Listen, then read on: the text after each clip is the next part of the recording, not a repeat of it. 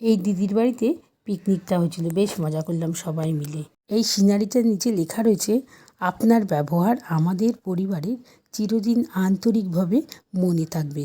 আর আমি ওই দিদিকে বলেছিলাম, এইটা আবার আমরা যেহেতু পিকনিক করতে আসবো, তাই দেখো 500 টাকা খরচ করে সুন্দর একটা সিনারি করে নিয়ে এসছে। ইয়ার্কি মেরে বলছি আর কি, যেহেতু দিদি একটু বয়স্ক, বুঝতে পারিনি, বলছে না না এই কথা বলি জীবনে এনজয়টা খুব দরকার।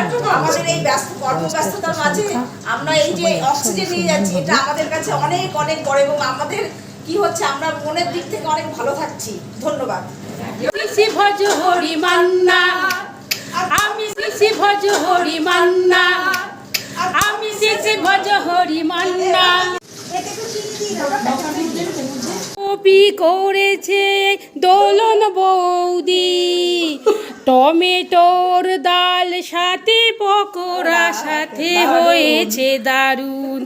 আসুন আসুন খেয়ে দেখুন এই দোকানের খাবার। নিটা করেছে খেজুর আর টমেটো আম সত্য দিয়ে, দারুণ হয়েছে সবাই তাই চেটে পুটে খাচ্ছে।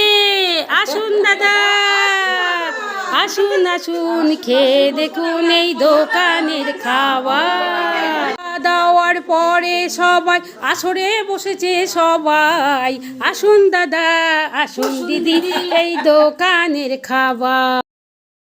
আমাদের পিকনিকের মেনু ছিল, এক বোন করে নিয়ে এসেছিলো সজনে ফুলের বড়া, আর ভেজ পকোড়া ছিল, টমেটো দিয়ে ডাল ছিল, আর দই কাতলা, আর ডিমের কারি, চাটনি, পাঁপড় আর রসগোল্লা, আর কফি আর বিস্কুট সঙ্গে ছিল বিকেলবেলা। আর সঙ্গে আমাদের যে ম্যাডাম, তিনি গান গাইছিলেন, সেই গানটাই এই ভিডিওর মাধ্যমে রেকর্ডিংটা দিয়ে দিচ্ছি। ভালো হয়েছিল। এরকম মুহূর্তগুলো আমরা যদি মাঝে মাঝে করি না, সত্যি একটা মনের একটা আলাদা আনন্দ হয়, যেটা আমাদের শরীরের পক্ষে ভীষণ ভালো উপকার। আজকাল আমরা কিন্তু এই আনন্দ থেকে বঞ্চিত হয়ে যাচ্ছি, সবসময় নিজেদের মধ্যে বদ্ধ থাকি, মোবাইলের মধ্যে, যেটা আমাদের একদম ক্ষতিকারক, সেটাই আমরা দেখে নিচ্ছি। আগেকার দিনের মানুষরা অজান্তে কী সুন্দর নিজের শরীরচর্চা করতো, ওনারা হয়তো বুঝতেনই না, কিন্তু তারা ভালো আছেন।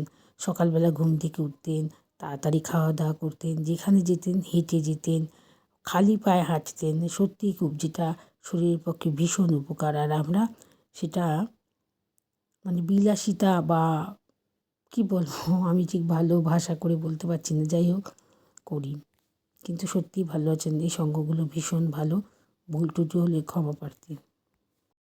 আমাদের ম্যাডাম এনারই গান দিয়ে এই ভিডিওটা দিচ্ছি।